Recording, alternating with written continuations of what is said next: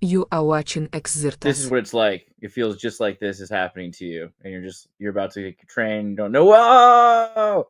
Train through the jungle. You know what I mean? Nice. Yeah. And then we get to Bahia, Donald. Cool. So how you been? Well, still alive. Like the other Austrian. Yeah, that's the news this week. Everyone's talking about the CIA Oh files my that God. reveal that he made it to South America. I mean, what a Oh, completely right. ludicrous thing to assert, right? Without Right. any proof. What a completely insane idea. Excuse me. I'm just drinking water. Anyway, I also wanted to show you guys this really quickly. AI model creates instant Tom and Jerry episodes from text. I was seeing this because you've been making these cool Dragon Ball Z looking frames. That's super epic. You got some sort of AI that's generative. I want to go through the rainforest by train. Yeah, right. Exactly. Yeah, no, well, like, you do until you have a chicken in your lap and there's a freaking goat tied up banging around the luggage compartment. It's actually, but still, it's better on the train than the bus. The bus is the scary one because the bus they're like listening into. I am in the redwood forest, by the way, just to assert the Wookiee comment, saying I'm turning into a Wookiee. It's true. I'm allowing the redwood uh, rainforest to consume me. But yeah, I just wanted to say there is an AI model that can create instant Tom and Jerry episodes now.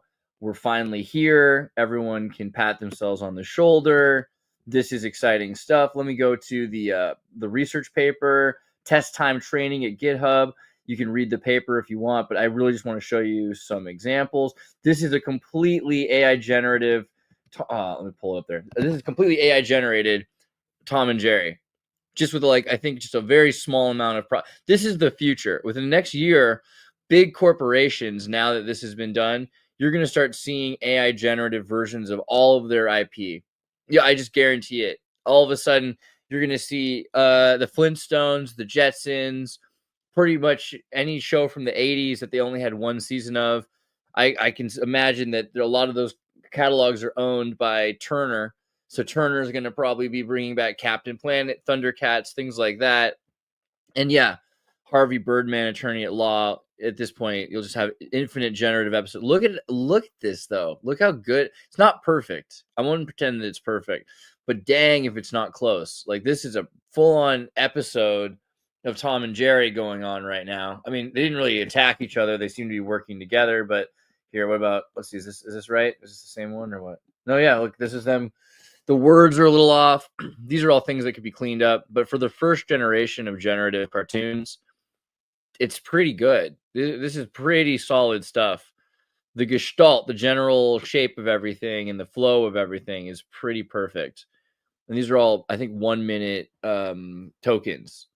So you're getting an entire minute for a token instead of just one image or something like that. Like this is an entire flow. It's crazy. What I honestly am wondering about, of course, aside from the real AI capacities, God knows what underground bunker may have had for some time. Wasn't the last relevant release the Sora AI about a year ago, where they always only had like 15-second clips, something along those lines? I've seen a number of new releases since the big whale from China, right? Like the China whale AI. What's that called again? The whale DeepSeek. No, what's it called? Where's that whale program? DeepSeek, no? DeepSeek is the picture of the whale. Is that what I'm I think confused so. about? Yeah, their logo is the whale. That's what it is. But yeah, there's a bunch of things coming out now around the same kind of logic, which is more efficiency. So doing things as good as Sora and also Meta had some really good ones as well.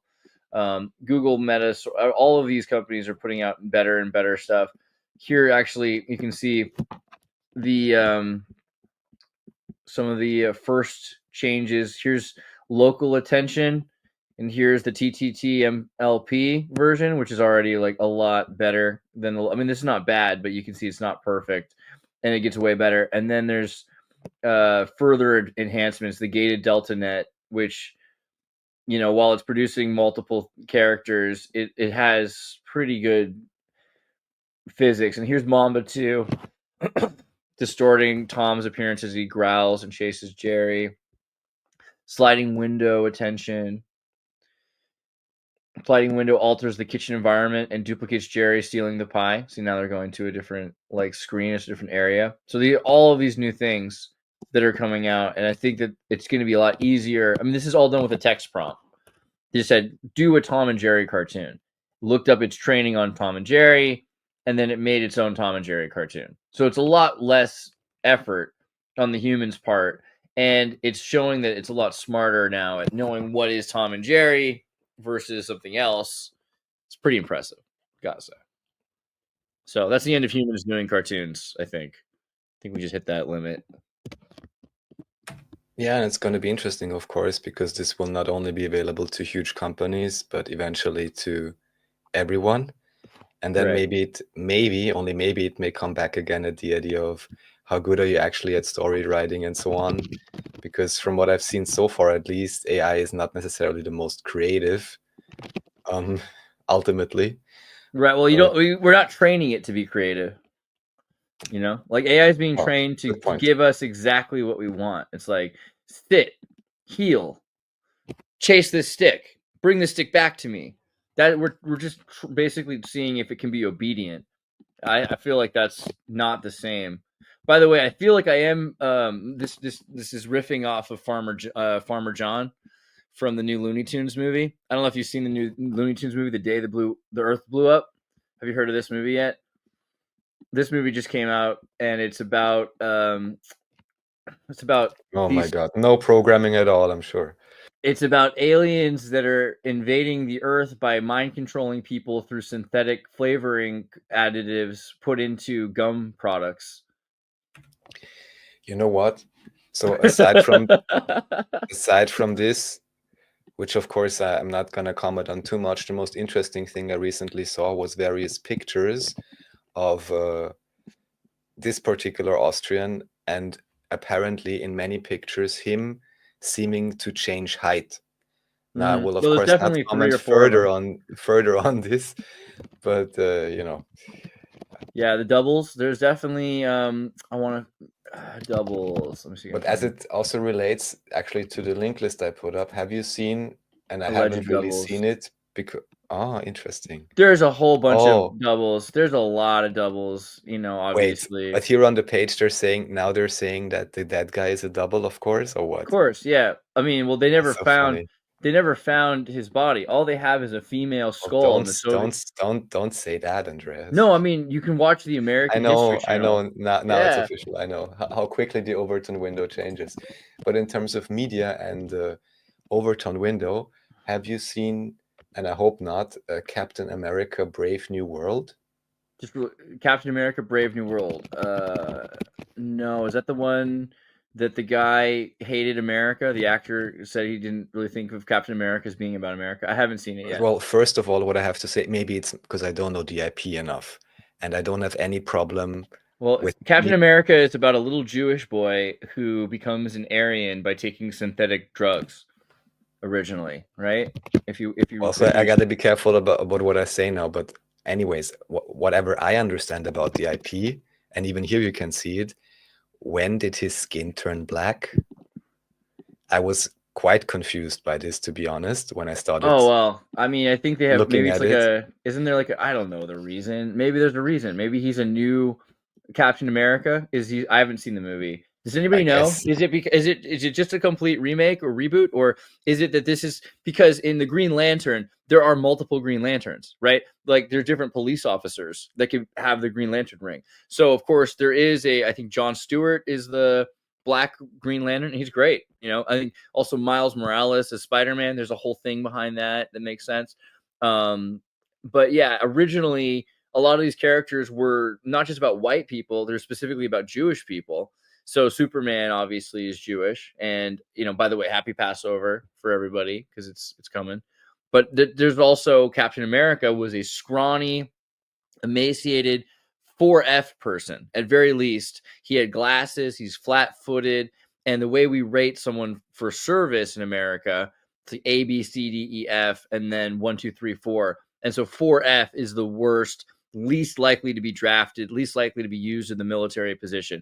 And wouldn't you know it, Captain America is about a patriot. Steve Rogers is a patriot who loves America, but he can't. And there's another movie just like this, by the way. This isn't really like the time to talk about things, but if you ever seen Mr. Limpet, Mr. Limpet and Captain America are the same story in a lot of ways. I mean, Mr. Limpet's about a guy who wishes he was a fish, and he defeats the Nazis by becoming a limpet fish. I mean, this movie in a lot of ways is basically Captain America, because he's this guy with glasses who's flat-footed. He'll never be drafted. But then instead, what ends up happening in Captain America is he takes some weird new chemicals made by the DuPont Chemical Company or Lex Luthor Corps or something like that, right? And whatever these chemicals end up helping him defeat the eugenics. I mean, it's not exactly outside of eugenics, but it's a different strand, because with the eugenics argument that the Germans were having in World War II, that there was something to good breeding and good parenting, and that you would eventually have better kids if you were better parents, and the more healthy your generation was, the more healthy the next generation could be. You know, this is a kind of eugenics argument. In America, we had similarly done that. People have been genociding and sterilizing the Basques in California. Kellogg was sterilizing deaf people who could not hear, right? A lot of people were being, their genes were being targeted in the early 20th century, and they were being radiated and sterilized. So we did have those problems too, but we also had this idea that drugs, better living through chemistry was actually the slogan for the DuPont Chemical Company. Better living through chemistry for the future that we want. Better living through chemistry. That's the promise of DuPont. Xirtus.